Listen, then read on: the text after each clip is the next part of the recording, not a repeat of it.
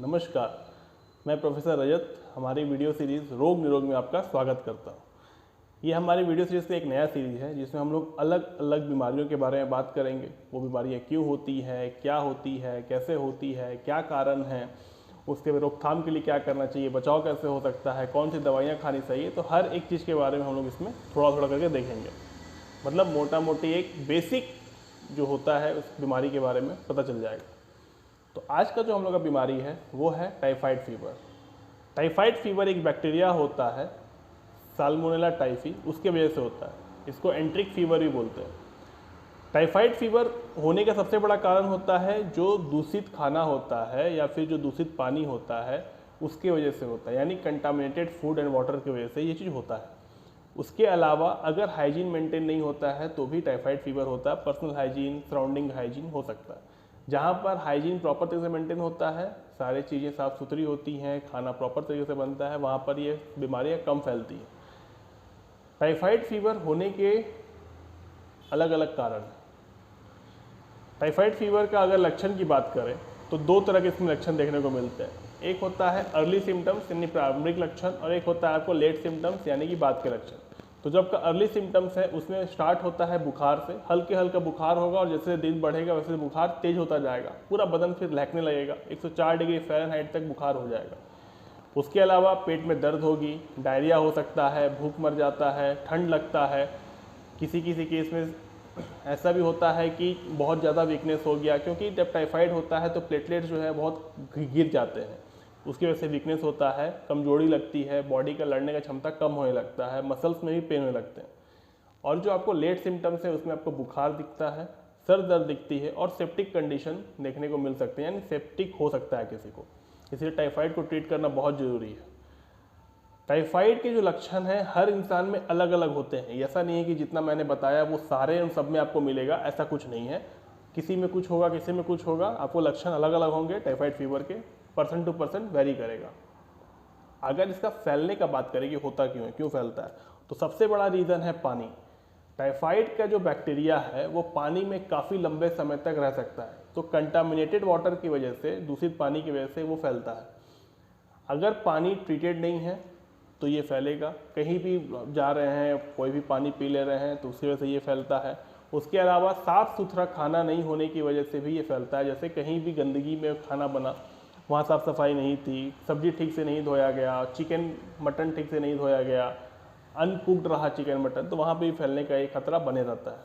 उसके अलावा अगर किसी ने वैक्सीन नहीं लिया है तो भी टाइफाइड फैलने का खतरा हमेशा बने रहता है। इसके अलावा आपको जहाँ गंदगियाँ ज़्यादा होती हैं वहाँ टाइफाइड होता है। अगर किसी व्यक्ति को टाइफाइड है तो उसके जो मल मूत्र होंगे उसमें टाइफाइड के बैक्टीरिया पाया जाता है। तो मक्खियाँ जो होती हैं वो मल पे जाके बैठती हैं, स्टूल पे बैठती हैं और फिर वो एक दूसरे से जगह उड़ती हैं, खाने पे बैठती हैं। तो मक्खियाँ एक बहुत बड़ा कारण होती है टाइफाइड करवाने का।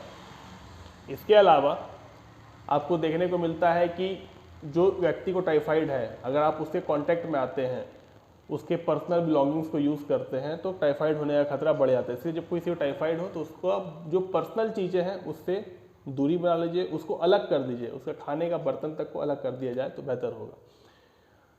पता कैसे चलता है, डायग्नोसिस कैसे होता है? तो 3 तरीके हैं पता करने के। एक तो आपका ब्लड टेस्ट से पता चलता है, उसके अलावा urine culture test, stool culture test से पता चलता है, और तीसरा आपको पता चलता है वाइटल टेस्ट से। सबसे ज़्यादा पता करने वाला टेस्ट होता है वाइटल टेस्ट, जिससे हम लोग एंटीजन एंटीबॉडी का ये करके पता करते हैं कि कितना टाइफाइड है, क्या है। टाइफाइड का रोकथाम कैसे होगा, प्रिकॉशन क्या क्या लेना चाहिए? तो सबसे पहला चीज़, हाइजीन मेंटेन करिए, साफ़ सुथरा रहिए, बाथरूम जाइए तो अच्छे से हाथ धोइए, अपने सराउंडिंग को साफ़ रखिए, ठीक है। पर्सनल हाइजीन और सराउंडिंग हाइजीन सब कुछ मेंटेन होना चाहिए। आप जो पानी पीते हैं वो प्यूरिफाइड होना चाहिए, फिल्टर्ड होना चाहिए।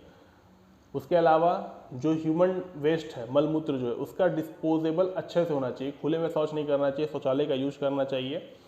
इसके अलावा आप कहीं बाहर जा रहे हैं तो खुद का पानी लेके जाएं या फिर सील बोतल पैक पानी पिएं। आप कहीं भी पानी ना पी लें। कहीं खाने जा रहे हैं तो ध्यान दें कि वो जगह साफ़ सुथरा है कि नहीं, साफ़ सुथरा खाना बन रहा है कि नहीं, उस पर ध्यान दीजिए।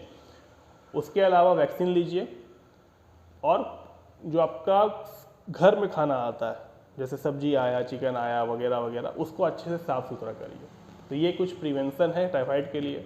अगर किसी को टाइफाइड हो जाए तो घर पे क्या करना चाहिए, तो सबसे पहले खूब पानी पीजिए, हाइड्रेटेड रहिए, बॉडी को पूरा फ्लूइड दीजिए, जूस वगैरह पीजिए। उसके अलावा वैसे चीज़ें खाइए जो प्लेटलेट्स को बढ़ाए, बॉडी को लड़ने का क्षमता दे। इसके अलावा आराम बहुत ज़्यादा जरूरी है, कम से कम 2 से 3 दिन आराम कीजिए।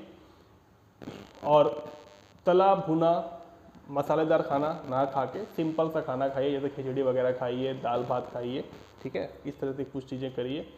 अगर दवाइयों की बात करें तो कुछ एंटीबायोटिक्स होते हैं जिनके वजह से ये ठीक होता है, जिसमें आपको पहला है फ्लोरोक्विनोल्स एंटीबायोटिक, जिसमें ओफ्लोक्सासिन, सिप्रोफ्लोक्सासिन आता है।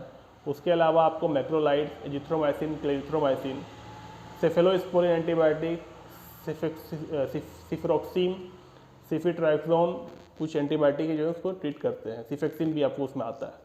लेकिन अगर मैं आपको कॉमन जो प्रिस्क्राइब होता है उसकी बात करूँ तो ये कॉम्बिनेशन में मिलता है। जैसे एजिथ्रोमाइसिन और सिफेक्सिन का कॉम्बिनेशन आता है, ओफ्लोक्सासिन और सिफेक्सिन का कॉम्बिनेशन आता है। उसके अलावा सिप्रोफ्लोक्सासिन बहुत ज़्यादा देते हैं। तो ये बहुत ज़्यादा इफेक्टिव होता है आपको टाइफाइड को ट्रीट करने के लिए। उसके अलावा सिफिट्रेक्सोन यानी कि मोनोसेफ या फिर आपको जोन नाम के इंजेक्शन का आता है। जब टाइफाइड बहुत ज़्यादा होता है तो इन इंजेक्शन का यूज़ करके टाइफाइड को ट्रीट किया जाता है, ठीक किया जाता है। देखिए टाइफाइड का जो इंक्यूबेशन पीरियड होता है, यानी कि आप किसी को टाइफाइड हुआ, मतलब किसी को बैक्टीरिया बॉडी में गया, तो जरूरी नहीं कि अगले दिन ही वो लक्षण दिखाई देगा, वो 7 से 15 दिन ले सकता है, वेरी करता है, ठीक है। उम्मीद है कि आपको ये सब चीज़ पसंद आया होगा, जानकारी पसंद आई होगी, वीडियो पसंद आया होगा। तब तक अपना ख्याल रखिए, हम लोग फिर अगले वीडियो में मिलेंगे। जय हिंद।